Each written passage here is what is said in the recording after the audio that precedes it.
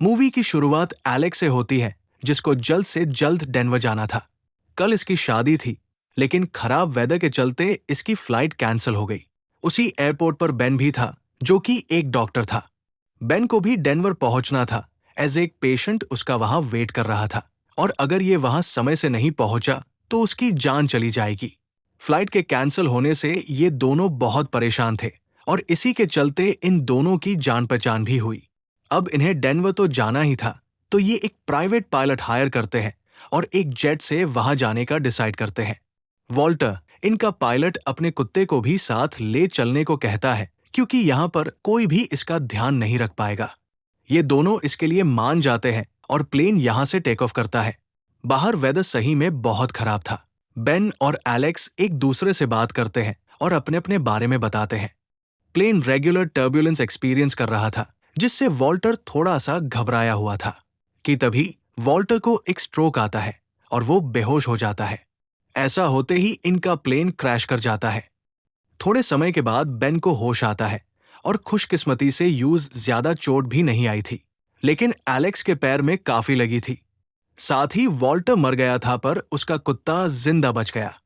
Ben, being a doctor, Alex को थोड़ा treat करता है और आज रात प्लेन के अंदर ही सो जाता है। अगली सुबह बेन बाहर जाता है तो बाहर चल रहा स्टॉर्म जा चुका था और सूरज भी बाहर आ गया था।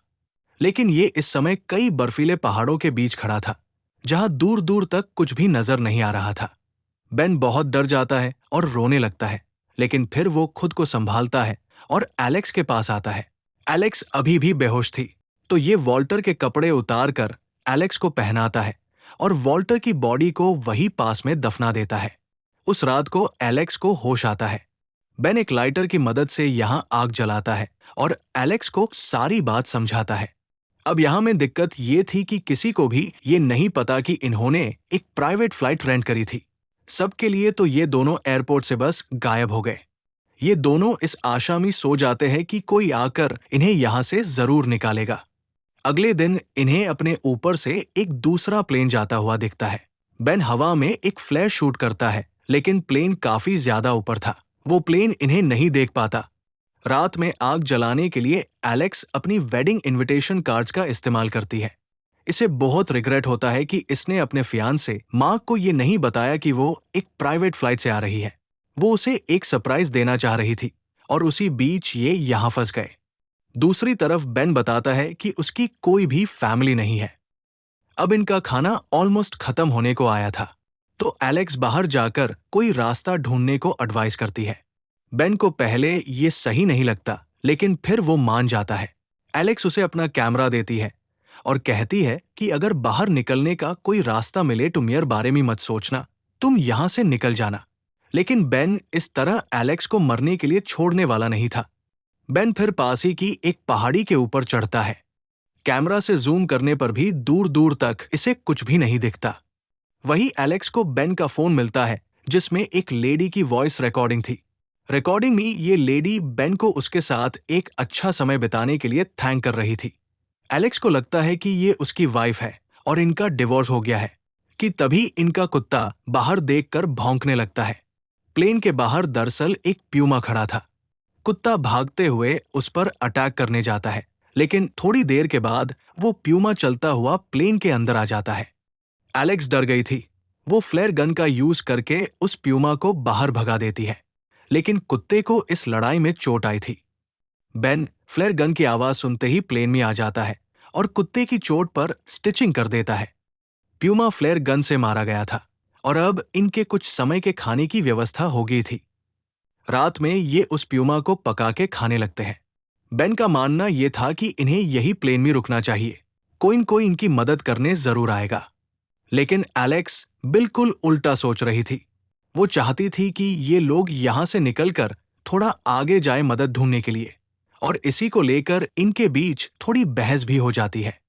अगली सुबह एलेक्स से रहा नहीं गया और वो कुत्ते को लेकर लंगड़ाते हुए प्लेन से निकल गई। एलेक्स ने बेन के लिए एक नोट छोड़ा था, जिसमें उसने कहा कि अगर मैं सही सलामत नीचे पहुंच गई तो मैं तुम्हें भी रेस्क्यू करवा दूंगी। बेन ये पढ़कर प्लेन में नहीं रह पाया और एलेक्स को ढूंढने के लिए चल दिया। पहले बेन को एलेक्स पर बहुत गुस्सा था, लेकिन उसके पास पहुंचते ही सारा गुस्सा चला गया। बेन खुश था कि एलेक्स जिंदा है। फिर ये दोनों साथ में आगे चलते हैं और आज का पूरा दिन बस चलते ही जाते हैं। रात में ये एक छोटी सी केव में जाते हैं, वहां आग जलाते हैं और वहीं सो जाते हैं। सुबह में जब बेन की आंख खुलती है तो वो अपने बगल में सो रही एलेक्स को देखता ही रह जाता है। एलेक्स इसे बहुत सुंदर लग रही थी। कुछ समय के बाद एलेक्स अपने कैमरा से जूम करके इधर उधर देख रही थी। तभी उसे कुछ दूरी पर एक फ्लैशिंग लाइट दिखी। उसने बेन को इस बारे में बताया तो बेन ने भी उस लाइट को देखा। ये लोग प्लान करते हैं कि ये वहां पर जाके देखेंगे कि वो क्या है। रास्ते में एलेक्स कई बार बेन से उसकी पर्सनल लाइफ के बारे में सवाल करती है, लेकिन बेन उसे कुछ भी नहीं बताता।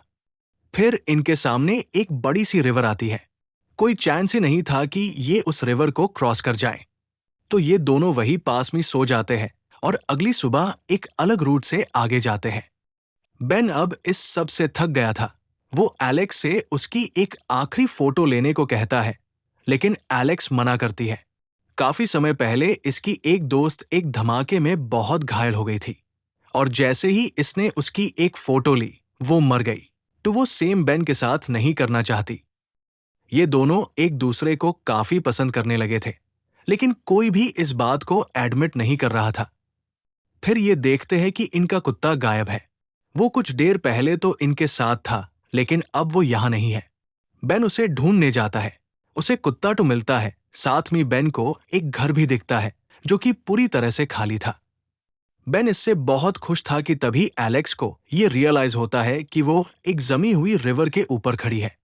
इससे पहले कि वो कुछ भी कर पाती, वो पानी में गिर जाती है।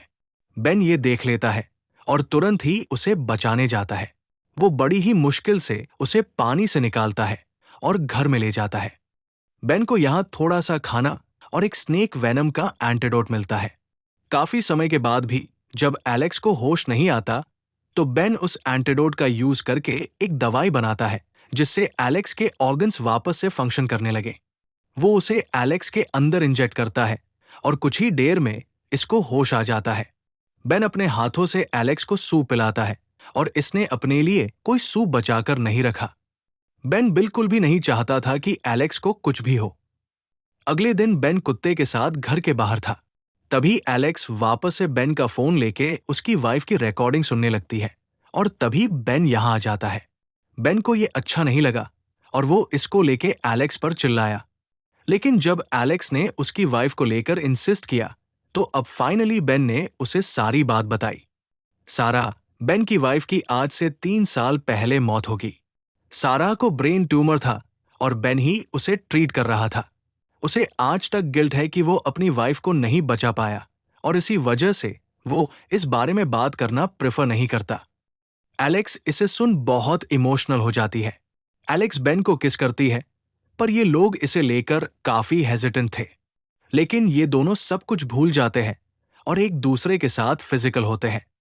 फिर जब ये उठते हैं तो एलेक्स बेन की सोते हुए एक फोटो लेती है। एलेक्स बेन को बोलती है कि अब हम यहां से बाहर निकलने से दूर नहीं है। आसपास कोई जरूर होगा जो हमारी मदद करेगा। तो तुम जाकर हेल्प ढूंढो, मैं यही तुम्हारा इंतजार करूंगी। एलेक्स की हालत चलने लायक नहीं थी और ये बेन को भी मालूम था। तो पहले तो ये अकेले ही निकल जाता है, लेकिन ये इस तरह एलेक्स को अकेला नहीं छोड़ सकता था। तो बेन वापस से घर में आता है और एलेक्स को लेकर ही यहां से चलता है। एलेक्स की चलने लायक हालत थी नहीं, तो कुछ ही दूरी पर एलेक्स रुक जाती है। तो बेन एक स्ट्रेचर बनाता है और उसका यूज करके एलेक्स को खींचते हुए आगे ले जाने लगता है। कुछ ही देर बाद ये दोनों सो जाते हैं, लेकिन इनका कुत्ता भौंक भौंक के बेन को उठाता है। तो बेन देखता है कि इनसे थोड़ी ही दूरी पर एक छोटी सी फैक्ट्री है। बेन इससे बहुत ज्यादा खुश हो गया और एलेक्स को उठा के फैक्ट्री की तरफ चलने लगा। लेकिन ये दोनों बहुत थक गए थे, तो ये थोड़ा भी आगे नहीं चल पा रहे थे। इनका कुत्ता वापस से गायब हो गया। बेन उसे ढूंढने गया तो कुत्ता तो मिला, लेकिन एक एनिमल ट्रैप में बेन का पैर आग गया और वो जख्मी होकर वही अटक गया। एलेक्स ट्रैप को खोलने की कोशिश करती है, लेकिन खोल नहीं पाती। तो एलेक्स हिम्मत दिखाकर फैक्ट्री की तरफ चलने लगती है और फाइनली एक ट्रक के सामने आ पहुंचती है। फिर जब बेन की आंख खुलती है तो वो एक हॉस्पिटल में था। ये लोग फाइनली उन पहाड़ियों से बचकर आ गए थे। बेन तुरंत एलेक्स के कमरे में जाता है, जो कि उसके बगल में ही था। बेन और एलेक्स दोनों एक दूसरे को सही सलामत देखकर बहुत खुश थे। बेन एलेक्स को बस किस करने ही वाला था कि तभी यहां उसका फियांसे मार्क आ गया। मार्क को बेन को ऐसे एलेक्स के पास देखकर अच्छा नहीं लगा, लेकिन फिर भी उसने बेन को थैंक करा एलेक्स की जान को बचाने के लिए। बेन यहां से चला तो गया, लेकिन ये दोनों बहुत दुखी थे। इन्हें एक दूसरे से सच्चा प्यार हो गया था और अब ये अलग नहीं होना चाह रहे थे। समय बीतता है और ये लोग अपनी जिंदगी में आगे बढ़ जाते हैं। एलेक्स इतने ट्रॉमा के बाद वापस लोगों के साथ एडजस्ट नहीं कर पा रही थी। उसे अभी भी उस समय के नाइटमेयर्स आ रहे थे। सेम बेन के साथ हो रहा था। उसने वॉल्टर के कुत्ते को अडॉप्ट कर लिया, लेकिन अब वो एज अ सर्जियन काम नहीं कर सकता। इतने समय बर्फ में रहने के बाद उसकी उंगलियां अब सही से काम नहीं कर रही थी। बेन एलेक्स के बारे में ना सोचने का ट्राई कर रहा था और उसके कॉल्स नहीं उठा रहा था, ताकि ये सब उसके लिए आसान हो जाए। लेकिन फिर एक दिन एलेक्स इसे वो सारी फोटोज भेजती है जो उसने पहाड़ों में ली थी। बेन इन्हें देखने के बाद अपने आप को रोक नहीं पाया और ये दोनों काफी समय के बाद एक रेस्टोरेंट में मिले। एलेक्स ने मार्क से ब्रेकअप कर लिया था क्योंकि अब वो उससे प्यार नहीं करती थी, लेकिन वो अभी भी इसके और बेन के रिलेशन को लेकर अनश्योर थी। बेन एलेक्स से प्यार तो करता था, लेकिन वो एलेक्स की कंडीशन समझता है। ये लोग यहां से जाने लगते हैं, लेकिन दोनों को वो मोमेंट्स याद आ रहे थे जो इन्होंने पहाड़ों में बिताए थे। दोनों से रहा नहीं गया और ये वापस मुड़कर एक दूसरे को हक करते हैं और इसी के साथ मूवी खत्म हो जाती है। ये थी द माउंटेन्स बिटवीन अस की पूरी कहानी। वीडियो अच्छी लगी हो तो लाइक कीजिएगा और चैनल सब्सक्राइब कीजिएगा। धन्यवाद।